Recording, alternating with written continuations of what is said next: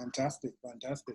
So, Brother Mark, the first question I know many of our viewers want to ask is, what was the inspiration for you to actually now decide, all right, you know what, I'm going to now make the move, the big move from the UK to now live in Ghana? Let me start from this place. I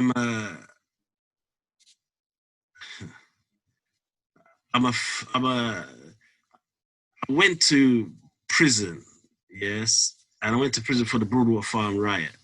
Yes, Miss Jarrett is somebody that used to look after me as a child. Wow. I've been a fighter for a long time. You know how we grew up. I'm now 55 years old, so you know, in our time how we grew up and how we had to. Oh yeah. So you go through sus laws, go through racism, go through poverty and all the rest of it. However, I ended up doing a short spell in prison for the riot. That's where I learned about my black self in prison. Not everybody that goes to prison comes out ready to re-offend and go back in. I learned about my black self. When I came out of prison, I was introduced to the Honorable Minister Louis Farrakhan and the Nation of Islam. And that brought me even more of a reality into who I am. But while I was in prison, I actually studied and learned more about Africa, and, you know, that we wasn't just, you know, running around naked, and, you know, the real history of who we were or who we are. And that inspired me because, you know, we're black people, we like gold, we like certain things. And when you get to find out that this is where it's at, I said, I'm black. I said, that's my country. That's where I was before slavery. And that was my inspiration to go. Gold was inspiration, and the fact that that's my homeland. Exactly. That was my inspiration. Okay. When I went there, the first place I went, and I stayed with the international minister of the Nation of Islam, that's Brother Akmal Muhammad. I went to purchase diamonds and whatnot, just to, you know, to get the feel, because I've got that kind of confidence. Mm-hmm. And wearing the first diamond I ever bought on my first trip to Ghana, it's now cut. The stone has been cut and it's in this ring. Wow. Go ahead. The one in the center. And there's a big story behind that. However, I got the diamonds out of the country. I got them cut. And I loved Ghana from the first time I went there, the people, the atmosphere, the spirit. I went to the slave castle in Cape Coast, Amina. You know, you can't help but cry like a baby when you go there, because this is, you know, you get to a place where they call the door of no return. You go to the condemned, you know, the condemned. So you go to all of these places, you see, you know, your ancestors, I can't, if you've never been there, right, even to go there for that is enough. However, that's what happened. I went for diamonds. Ghana, unfortunately, only has a small amount of gems. They have more industrial stones than gems. It's 85% industrial and only 15% gem. And gem is what brings in the money. So therefore, from there, I realized that a country named Sierra Leone was very rich with diamonds of gem quality. So I came back being the person who I am. I said, okay, let's look for links in Sierra Leone. We had some the nation in Sierra Leone. And that's why brotherhood is so important. But anyway, to go to Sierra Leone, I started a company in Sierra Leone called Black Pearl Mining Company. And it was around the time when the war was pursuing and the junta and the rebels was attacking, you know, being sponsored, but we won't go into that. But anyway, that's how it started for me. In Sierra Leone, we got diamonds out, we got this, but I saw some real atrocities. And one of the things I will mention, I saw Red Cross helicopters that were supposed to be giving aid, bringing guns to the rebels. Eyes. So this is a Red Cross helicopter. So these are things that open my eyes wider to the fueling of our disunity by outside forces, so that they could come in and do what they're doing. I don't like speaking on, should we say, conspiracies, but these are real life happenings that I've seen, not heard. Okay, so I went there, managed to get some diamonds out of there. I'll be like water family, like water that would come out the top. That's how clear these diamonds were. My biggest diamond, 11.5 carat, I got from Sierra Leone, some 5 carats, 3 carats, whatnot. But this is how I started. My inspiration came from my study and realizing that this is my own, and I'm not, and if this is my own, I have a desire to be with my own. So that's how I was inspired, bro. I hope I didn't go long with it. Wow. So when was your first trip there? Whew. Let's just say it had to have been about 30. It had to have been about 30 years, 29 years ago, something like that. 30 years ago. It was the time of the rebel attack. Dates and that is not my best forte because I just remember experiences more than tracking them. However, I know I've got ways and means of tracking them. But let's just say so for at least 3 decades. I mean, decade is 10, right? That's good. Yeah. People, see Sister Barbara laughing at me there, like, brother No, Mark. I'm not laughing at you, beloved. Yes, brother Mark. Beautiful experiences. Yeah. I mean, it wasn't easy, to be honest with you. Somewhere, my parents are from Jamaica. I don't speak the language, but my mindset was, my spirit was, my soul was, every fiber in my body was. So that's me. And if that's me, I'm not frightened to go where I am. I've grown up in Tottenham. I've been in prison for the Bulldog Fight. We've fought. We've made our stripes. If you can survive in our streets, there's no streets you can't survive in. Fear wasn't a part of my fiber. It was just desire, motivation, inspiration. I was being called back to my. Sierra Leone is made up of free slaves. If you know the history of Sierra Leone, that's right. So that's where they start talking about the language and how similar it is to Jamaica and, you know, West Indies and whatnot. But that's another subject, you know. But it's not hard. It's not easy. However, nothing is impossible. That's right. Absolutely. So, Brother Mark, yes. Just to say, you know, all respect to you. You know, one of the things being a member and part of the Nation of Islam is the beautiful brotherhood that we have. And as a sister, you know, I've got Brother Paul Muhammad, I've got Brother Mark, and many other brothers that have been true and supportive and, you know, an inspiration to me. So, you know, you're like one of those big brothers that, you know, you are the queen. You know, you just love to hear from and love to listen. So, you know, your journey sounds so inspiring. What made you decide to then head for Ghana instead of staying in Sierra Leone? Well, the main thing, I believe, because I've been Tanzania. I bought diamonds in Tanzania. I've been Guinea-Bissau. I've been Gambia. I've been to a few African countries, but Ghana was my first. And to be honest, my spirit is, from that first trip, my spirit has always been, I'll come back here and live. I didn't know about anything. I didn't know about anything. All I knew is what I felt. Everything else just came after. But it was that first trip to Ghana that opened my eyes to the reality of this is home. And that's why after going everywhere else and coming back, I mean, I've even been like these little Portugals, I've been to America. There's nowhere in the world we as free people can't go. So let's not put any limits on us. We could go anywhere in the world, even if we're mad enough to go to North Pole.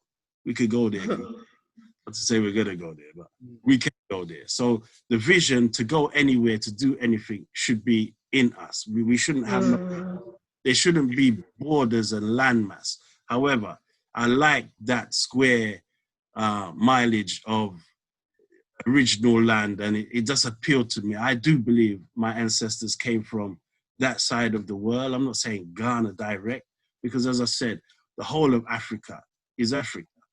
Well, after being through that slave castle and certain things and whatnot, I just feel the bond was there.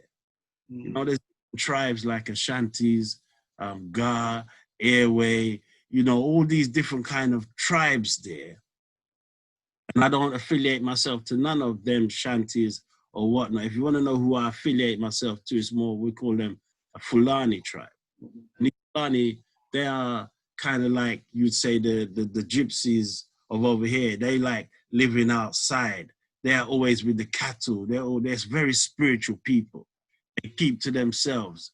Women have respect. Men have respect for women. It's just a total different reality that was not tainted by this and by that with the West, because they wasn't into elections. It's only now they've started to let their children go to certain schools. They don't even let their children marry out of their tribe. That's how protective they are. But you know, Brother Mark went in there and infiltrated as a foreigner.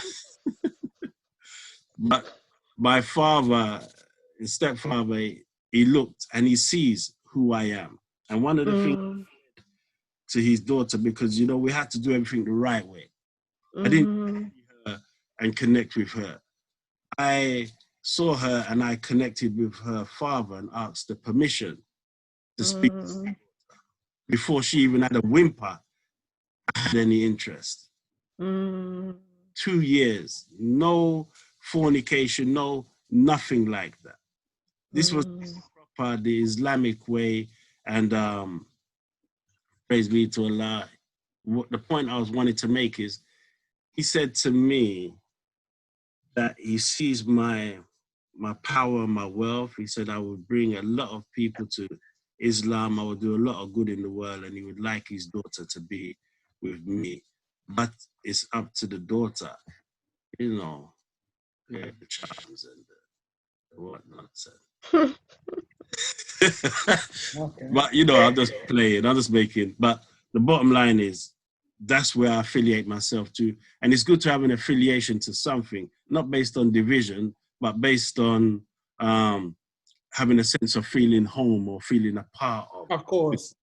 We've been taken out of play for over 400 years, and we have lost our language, our names, our cultures, and everything. So we feel kind of like a child that has been outcasted or separated or lost. However, it's good to have that sense of belonging back again. Fantastic.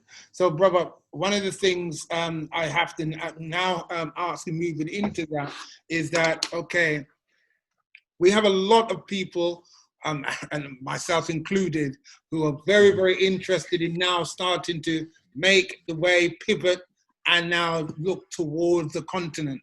Every day I speak to people and they are telling me, Paul, I really, really want to now start looking at, going back home, especially with the climate and how things are in Europe and the West.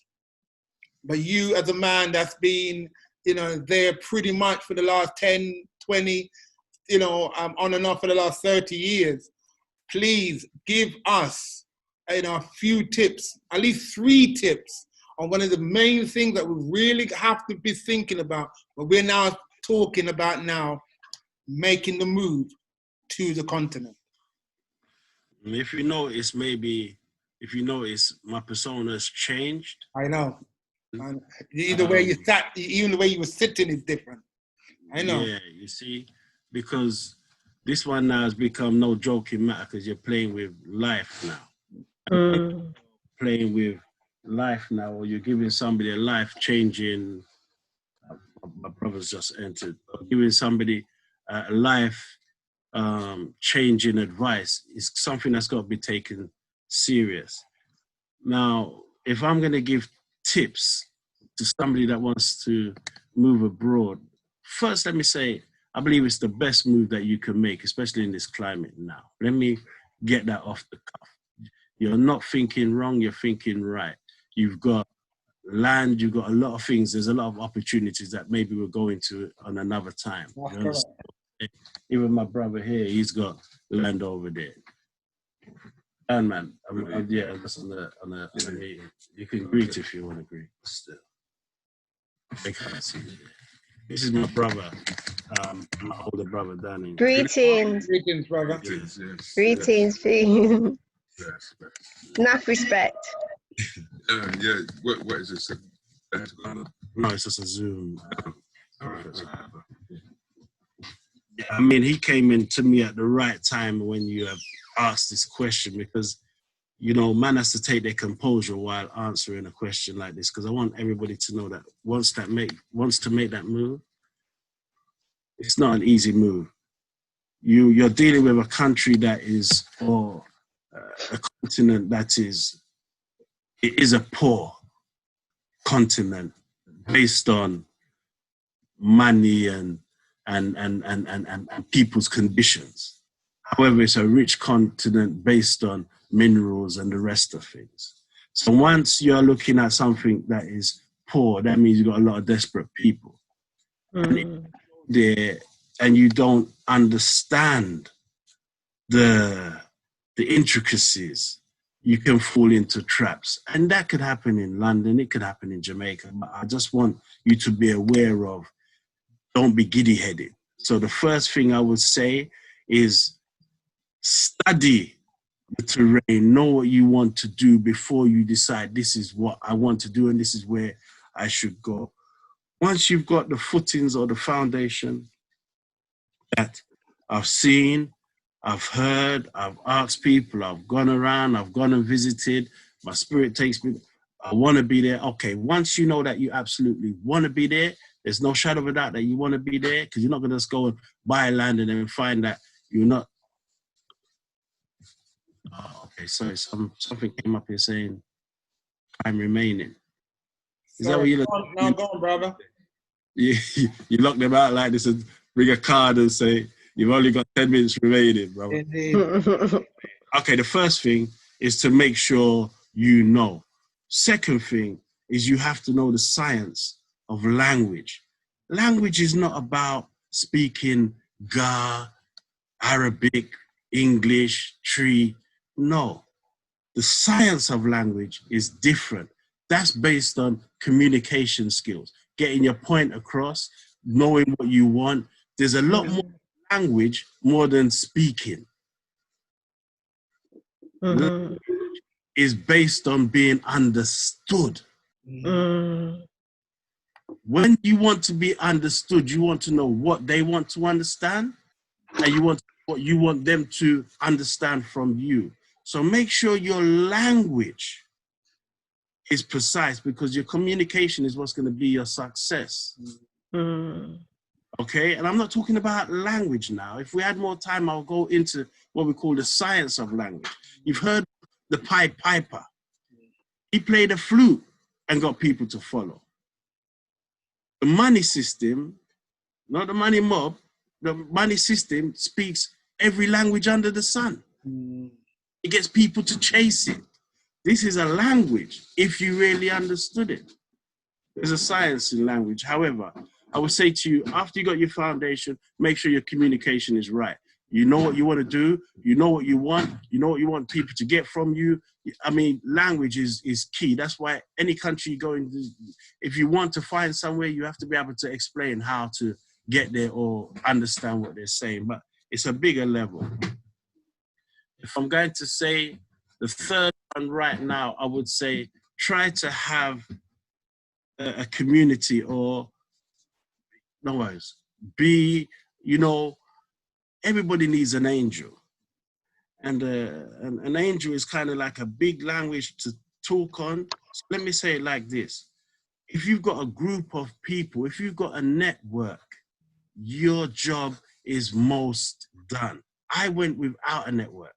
I had to go work. I had to create a network. However, if you can have a network that is already there, or that is amongst you, if you want to say do building, or you want to do some kind of business, it's better to have people around you that you know, that you trust, or has the knowledge of a certain thing to know that you can be guaranteed in success. So try and not be alone. Try and have a community or somebody that you can link onto that can help to carry you through or you can be what we call life friends or life partners or life, because the best way to say it is have a brother or a sister, or have you know, a group that you can you can work with.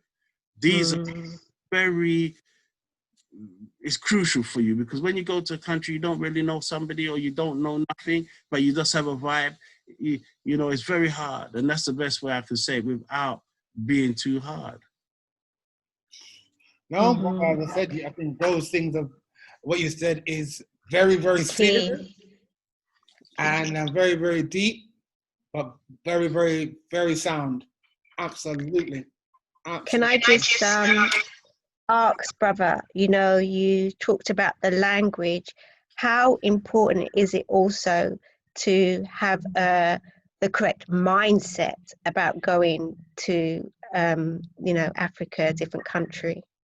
All of that is based on language. Because if you haven't got the right mindset, you're definitely going to not have the right, you're going to be confused. The mindset, or let's say desire then.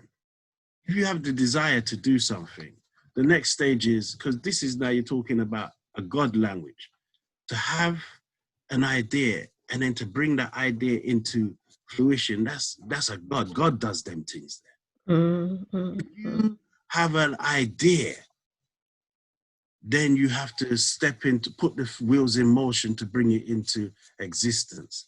And therefore, your desire or your aim or your want or your need or whatever it is that was making you want to leave, that you feel this country is bad and it's poison and what they're getting ready to do with the chips and the 5G and you could go through the whole thing, the viruses, the antiviruses, the this, the that, or you just desire to want to be on your own. You have to know, as you're rightly pointing out, that you have to be serious and know that this is what I want to do. If it's just a maybe, a must, a maybe, a might, just, it's not for you.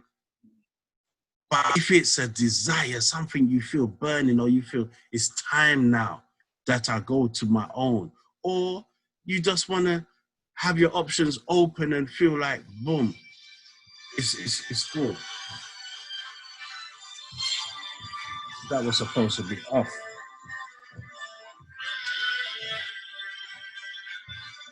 Forgive me for that. It's now off.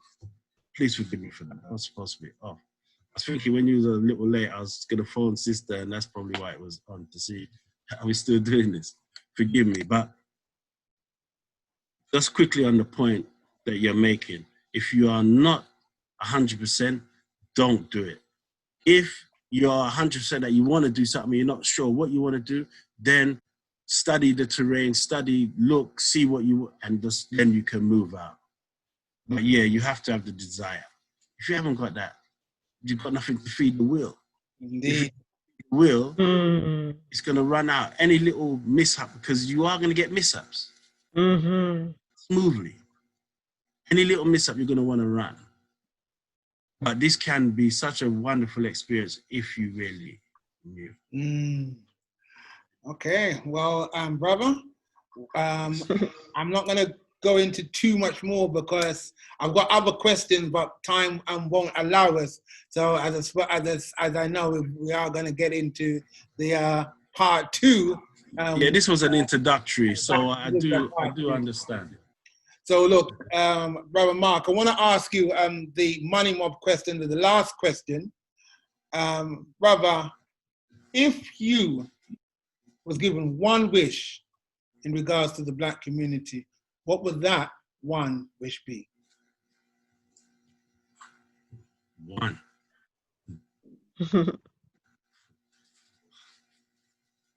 Brother said one, you know. One. Okay, then I have to go with just one, brother. Just one. I'm torn between unifying as one, or I think I would more go towards, if you self-improve as a person and everybody self-improves as a person, you'll be fit for everybody and everybody will be fit for you. That Okay. become a better community. And you wouldn't, you know, because you could unify with somebody and it could be a good unity, a fake unity. No, Absolutely. Right. prove. Exactly. If you get rid of all of the access luggage and these things that we learned and the things that divide us and make us hate one another and make us want to chase money and become criminals and all of this. I know you said one, but I am one. But if we say improve, improve, we would become better people overnight. Well, brother, that's it. We literally got less than a minute. Thank you so much, brother. And as I said, we'll definitely have a part 2 with you. That's the intro. That was the intro of the intro. All right, so thank you, brother. Thank you, brother. Thank you, sister. Sister Barbara. Take care, and as I said, we will see you again. Take care, brother Mark. Again, we will see you. Thank you. You too, and thank you to the people listening. Take care. Thank you, Sister Barbara. Thank you, brother. Thank you.